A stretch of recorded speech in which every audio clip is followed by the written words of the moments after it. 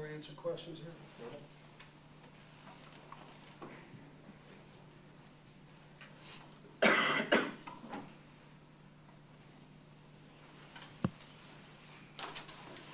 All right, shoot. Was the punt block the big turning point in the game? It seemed like You know, in hindsight, I think it was. At the time, it was, but only probably for, 2 minutes because they scored shortly thereafter. But, you know, there's a very effective stat that says you win 85% of the games in which you block a punt. And, you know, we took care of the ball today and blocked the punt. But I think that was a big piece of the momentum. Unfortunately, they answered with a score, but then so did our offense. But just for that play to get you guys up 2 scores and have them kind of catch up. That was good. Anytime you can score without your offense going on the field, obviously it's nice, but you know, we didn't even have to try and pound it in. We were able to pick it up in stride. So that was a big play. If you want to boil the game down to one play, that's probably as pivotal as any. Your running game, your offensive line just dominated up front, and they can stop you guys on the ground. Yeah, you know, and they have obviously a very good defense. I mean, we're facing the defense and only allowed 9.4 points per game, which is astounding, and 94 yards rushing. And whatever you want to say, immovable object, unstoppable force. I mean, something you had to give today. And, you know, we came here to the school 2 years ago, and when we got here, we said we were going to build this program around mental toughness, and that was going to emanate out from the offensive line. So you guys obviously chose not to pick any of those guys, which is fine. These guys get the glory, but we know our toughness on all 3 phases of the game develops in our offensive line, and you saw that today. Coach, did you expect the defense to play well enough to hold them to 21 points? Yes, I did. Did not expect that all 21 were going to come in the first half, and were we happy with that? But, you know, we did pitch a shutout in the second half, and that was tremendous. You know, we knew there was going to be an adjustment period because their tempo was a tempo that we hadn't seen before. It was exceptional. We saw no huddle offenses, but this was a very different animal. They averaged 86.7 yards plays per game. 87 plays per game. That's astounding. And the tempo is probably what got us off early. Unfortunately, we got ourselves in the hole with 2 penalties that kept drives going. And then they converted a 3rd and 20. They threw a 10-yard hitch. We missed the tackle. That was very poor on our part. But 21 points is about what I expected, but in the fashion they came, I did not expect it. How many linebackers were you rotating in now? Well, we have 4 in our traditional set, and we were playing with 6, so an extra inside and extra outside. That wasn't the huge rotation. The big rotation for us to stay fresh, guys running on and off with it, was the D-line. We were rolling every 3 plays because we thought we had to keep up with their tempo, and it seemed to work out pretty well today.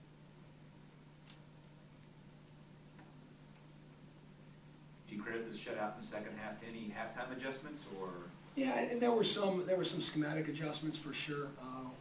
Coverage, we weren't getting on top of the receivers like we needed to. Obviously, that they had a deep ball on us, but they were also doing some good mid-range stuff that kind of kept us off balance. So I think our defensive coaches did a fantastic job with the adjustments, but it was more so we were prepared for having to make adjustments throughout the week. So we came in with a set game plan and said, okay, these are 2 ways this game could go. If it goes this way, be prepared for this in the second half. If it goes this way, be prepared for this. And we ended up, I think, doing a decent job. Fritz, can you tell us about the bubble screen play you guys run and the kickoff return? The bubbles, I mean, I got to credit the other outside wide receiver who just does a great job blocking, and it's part of the offense. It keeps everyone in balance, and little pass plays help the run game, and the run game helps the pass plays. So, and then the kickoff return is, I guess I look good on it, but a lot of it's just blocking. I mean, our outbacks and everyone just does a great job setting the hole, and I just kind of got to find it. And, so yeah, that's about it. Brian, tell us about trying to keep up with that defense or the Monmouth offense and what you guys were doing out there. Yeah, pretty incredible offense they got there.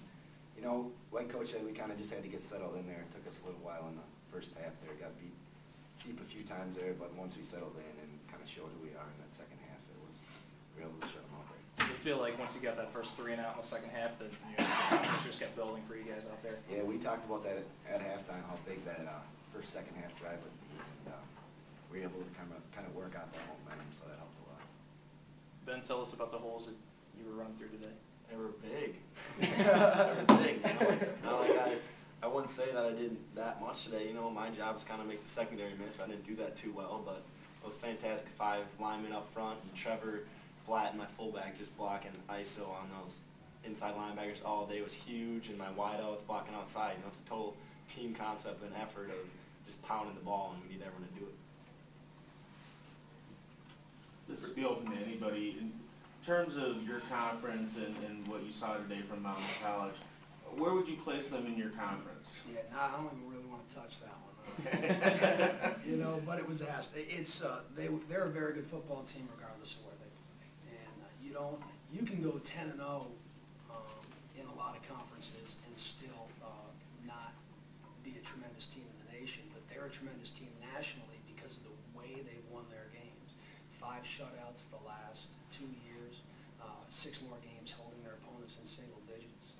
And, you know, the dominance that they have is impressive. So you could put them in our league, and you know, it's tough because you can't just say based on one game. They would have to face different speeds and different size guys throughout the entire year. So to put a number on it, I really can't say that. But I think they're a good team no matter where you play. Put them.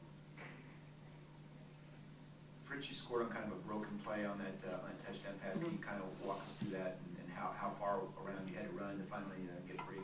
Well, I just kind of dragged on the backside and just kept going, and our quarterback Dakota just kind of rolled out and just tried to find the opening. He does a great job finding me, and he threw a perfect ball and just made the catch.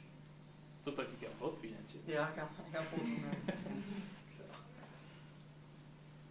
there. It looks like late in the game, or at least in the fourth quarter, the Co was beating St. John's. I don't know, has anybody heard an update? We got to find one. Co won 34-27.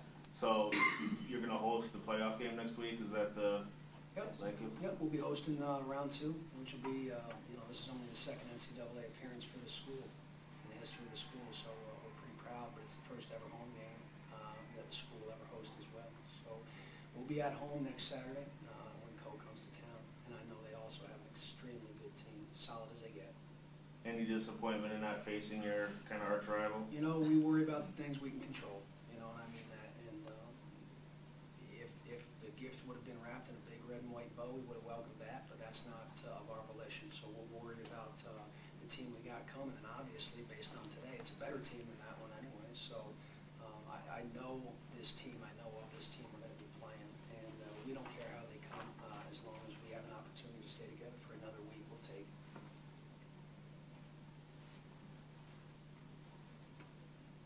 Anything else? Yeah, I got one. This is for the players. First time teams made the playoff in 19 years. First win since 19 years. What does it feel like? I'd say it's pretty exciting, you know. It's been so long, and all the effort we put in through the off season, through the season, to see it pay off is just a great feeling. Yeah, it's huge, you know. Think of how far we've come from 2 years ago, 2-8 to now 10-1. It's just an amazing turnaround, and just like I said before a couple of times, you know, it's all those guys just buying into the team and the community buying into the team, and so we got tremendous support, so it's awesome. For me, I came in, this is only my second year, I'm only sophomore, so I didn't really get to experience the 2-8, but I just noticed coming on campus, like football is kind of the in thing now. I mean, I know talking to Brian and Ben, before I got here, it was kind of looked down, not looked down upon, but it wasn't one of the main things, and now I really kind of have a good feel on campus, and people support us, and it's great when you feel supported.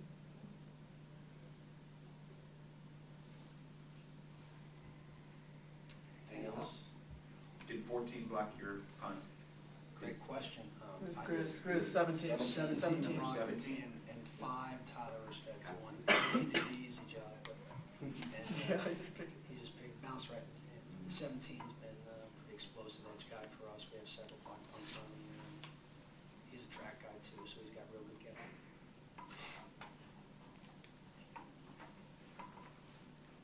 All right. Thank you very much. Thanks so much. Congratulations.